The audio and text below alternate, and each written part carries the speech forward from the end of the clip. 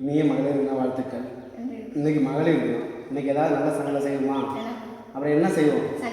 சண்டை செஞ்சுட்டா போச்சு. கம்பு எடுத்துக்க.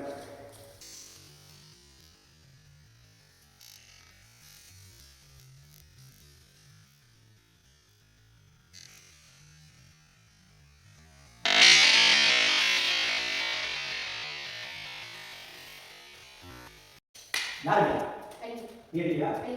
நீ போடு போடு போடு போடு போடு. தூக்கி போடவா?